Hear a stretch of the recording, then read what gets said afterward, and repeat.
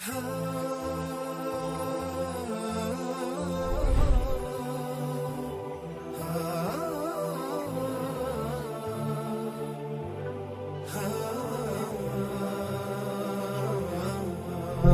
جو آج کی نشست کا، آج کے سیشن کا جو آخری موضوع ہے وہ ہمارے مہمان مقرر جو ہماری جو خصوصی دعوت پر کراچی سے تشریف لائے ہیں ڈاکٹر تسنیم احمد صاحب، ان کو ہم نے زحمت دی ہے یہاں گفتگو کے لیے.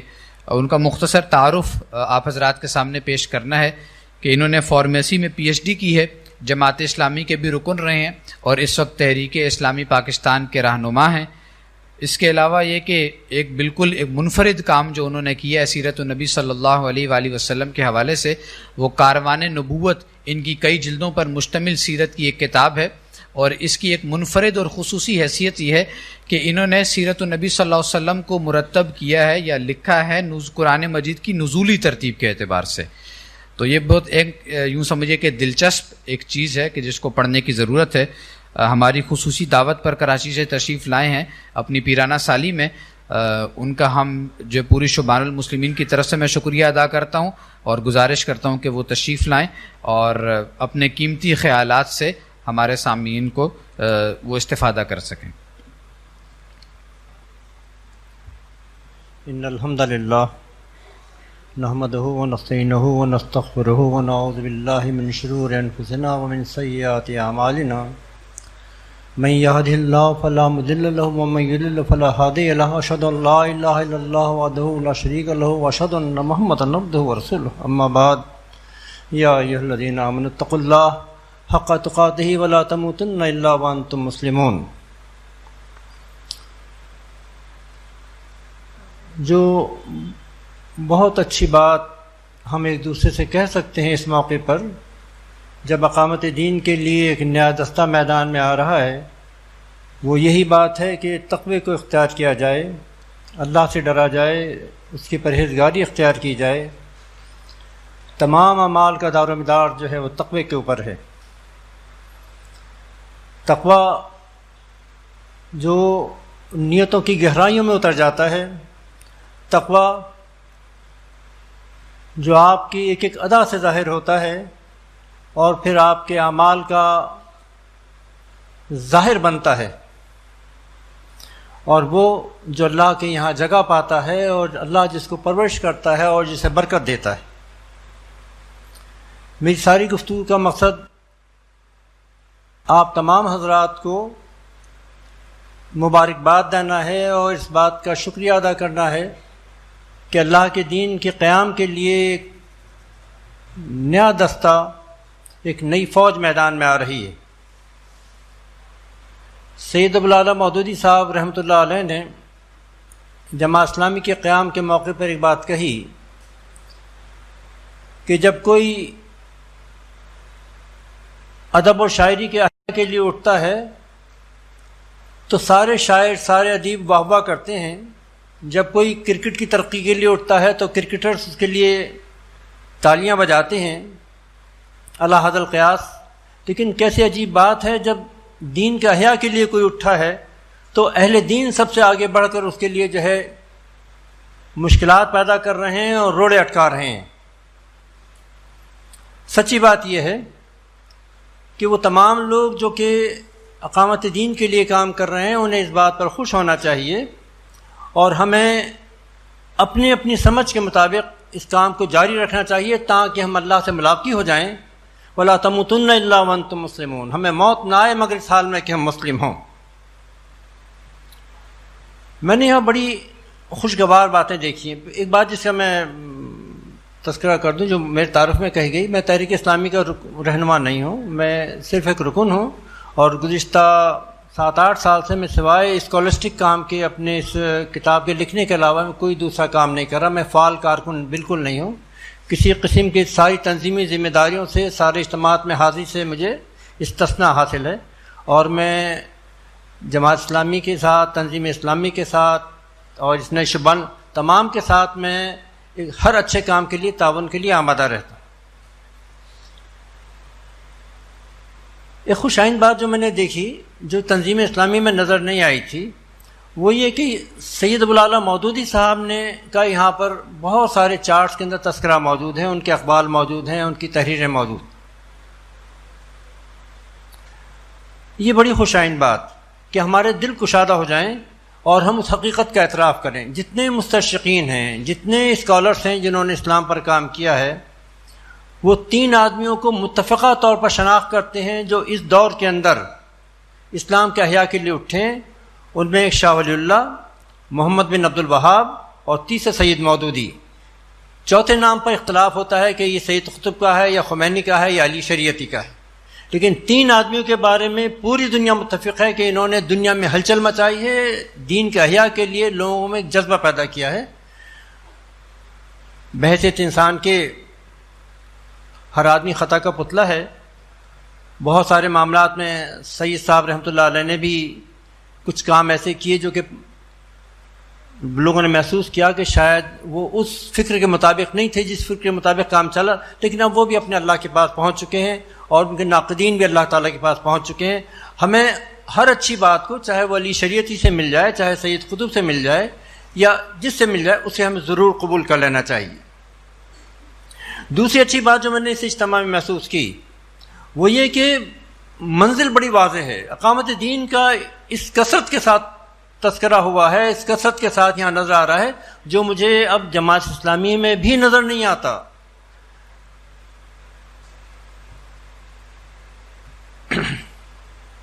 آپ نے ایک بہت بڑا کام کا بوجھ اپنے سر اٹھایا ہے. یہ کوئی آسان کام تو نہیں ہے. اس زمین کے اوپر اللہ کا دین قائم ہو جائے، جہاز آپ کے حکم سے اڑیں، سمندروں میں جہاز آپ کے اجازت سے جو ہے چل سکیں، بینک اپنے کاروبار آپ کے احکام کے مطابق کریں، فوجیں آپ کے حکم پر حرکت کریں، عدلیہ آپ کے احکامات کے مطابق فیصلے کریں، چیف جسٹس کو آپ اپائنٹ کرتے ہوں، آپ جو ہیں چیف آف آرمی اسٹاف کو آپ اپائنٹ کرتے ہوں، یہ لوگ آپ کے دین کے اظہار ہوں، یہ لوگ آپ کے دین کی شناخت. یہ کوئی آسان کام؟ مسجد کے امام اور مدارس کے شیوخ جو ہیں وہ وہی بات کہتے ہوں جو آپ کہتے ہیں، جو اسلام چاہتا ہے، جو قرآن کہتا ہے. آپ اس بات سے مجھ سے زیادہ اچھی طرح واقف ہیں کہ جب آپ اس کام کو کرنے کے لیے اٹھیں گے اور سچ میں اس کام کو کرنا چاہیں گے تو فوجیں اور عدلیہ اور بیوروکریسی اور باقی لوگ تو بعد میں لڑنے کے لیے آئیں گے. وہ مدارس کے شیوخ اور مسجدوں کے امام جن کی روٹیاں جو ہیں اس مسلکی دین سے وابستہ ہیں، وہ سب سے پہلے آپ کی راہ میں روڑے اٹکائیں گے. کہنا یہ ہے کہ یہ کوئی آسان کام تو نہیں. اتنے بڑے کام کے لیے آپ کو مردان کار چاہیے. آپ کو مردان کار چاہیے جو اس پوری دنیا کے نظام کو، اس پورے چلتے ہوئے سسٹم کو چینج کر سکیں. یہ تبدیلی یا انقلاب کہیے یا اسے جو کچھ بھی، یہ اتنی آسان نہیں ہے. جن لوگوں نے یہ بات سمجھی ہے کہ پارلیمنٹ کو تبدیل کرنے سے، الیکشن میں حصہ لے کر ہم پارلیمنٹ ہی کو تو تبدیل کر سکتے ہیں، ہم سوسائٹی کو تبدیل کر سکتے ہیں، بڑی انہوں نے اس معاملے میں یقیناً دھوکہ کھایا ہے. ہماری فکر و نظر، ہماری ادائیں، ہمارا لباس، ہماری وضاقتہ، ہمارے ڈرائنگ روم، ہماری شادیاں، ہمارے تقریبات، ہمارے کاروبار، ہماری پوری زندگی، کون ہے جو اس کو جو ہے ٹرینڈ مہیا کرتا ہے؟ صرف ایک پارلیمنٹ تو نہیں ہے، فوج بھی تو ہے، عدلیہ بھی تو ہے، میڈیا بھی تو ہے، بینکس بھی تو ہیں، یونیورسٹیاں بھی تو ہیں. اسٹاک ہے. میں ایک دن لکھنے لگا تو تقریباً 100 کے قریب میں نے نام لکھے جو کہ سوسائٹی کو ٹرینڈ دیتے ہیں. ہمیں تمام شعبہ حیات کے اندر وہ مردان کار چاہیے جو یہ ٹرینڈ دے سکیں. سینٹ آپ کی ہو، کابینہ آپ کی ہو، اسٹاک ایکسچینج آپ کا ہو، بروکرز آپ کے ہوں. تو یہ کام جو ہے صرف باتیں کرنے سے نہیں ہو سکتا. اس کے لیے آپ کو وہ افراد چاہیے. آج ساری دنیا پر جیوز کی حکومت ہے. کیوں ہے؟ یہودی کیوں حکومت کر رہے ہیں؟ آپ یقیناً جانتے ہوں گے کہ 80% نوبل پرائز یہودیوں کو ملتے ہیں. اس لیے نہیں ملتے کہ کوئی جانبداری ہوتی ہے، اس لیے ملتے ہیں کہ وہ اس کے حقدار ہوتے ہیں. وہ میڈیسن کا معاملہ ہو، وہ انجینئرنگ کا معاملہ ہو، وہ ادب کا معاملہ ہو، وہ فلسفے کا معاملہ ہو، وہ اکنامکس کا معاملہ ہو، وہ سائیکولوجی کا معاملہ ہو، ان تمام معاملات میں وہ سب سے زیادہ دنیا کے اندر اسکالرس پیدا کرتے ہیں.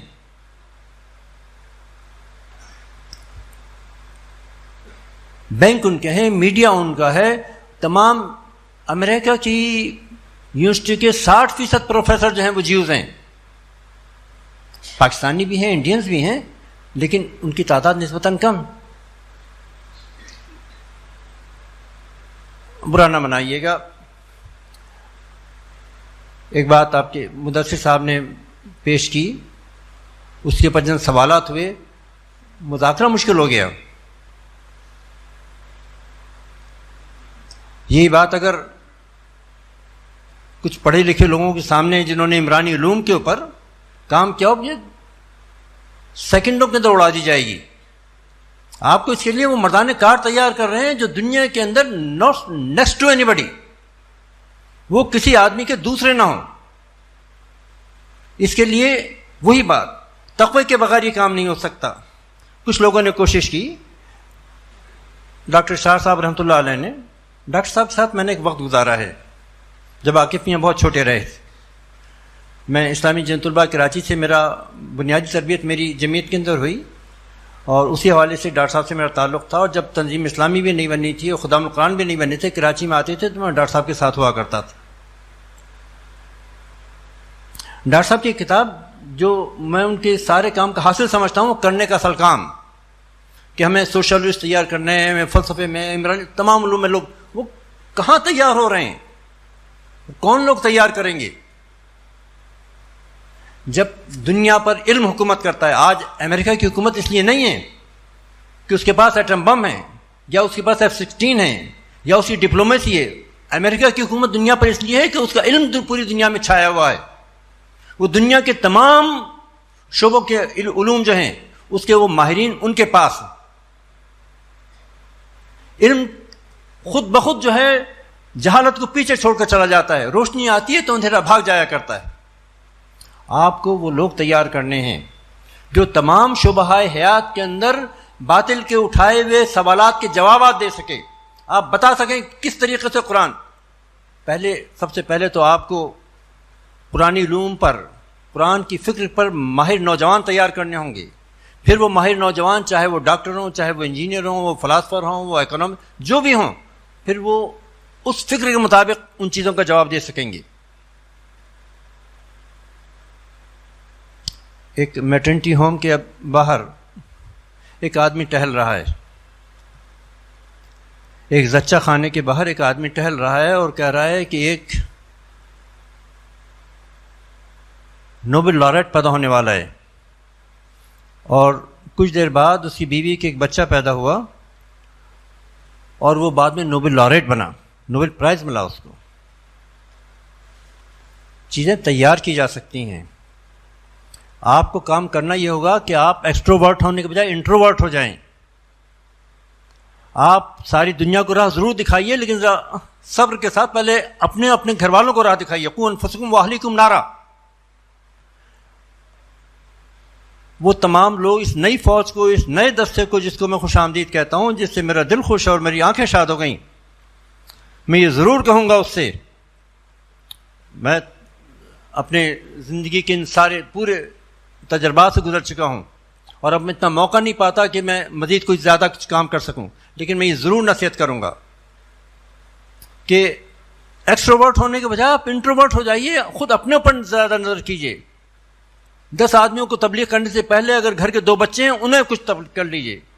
دیکھیے ان میں سے کون چیف آف آرمی اسٹاف بن سکتا ہے، کون چیف جسٹس بن سکتا ہے، کون یونیورسٹی کا پروفیسر بن سکتا ہے، کون جج بن سکتا ہے.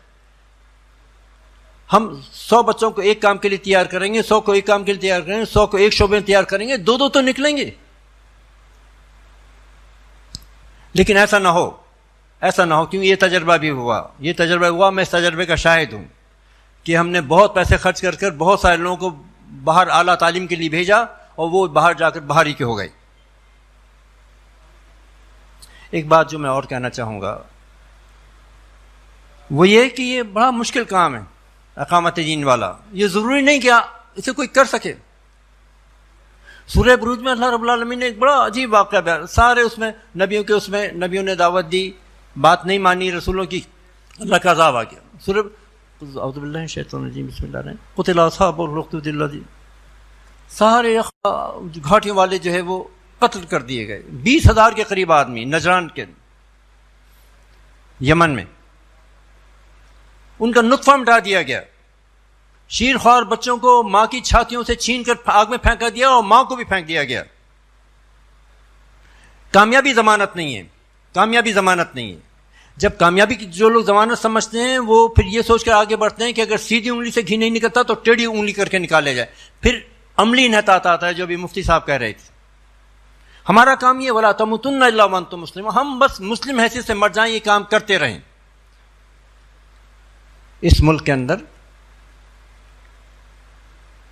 میرے پروفیسر کہا کرتے تھے فارمیسی کے، شیعہ government for the cause of Qadianis, شیعہ government for the cause of قادیانیز۔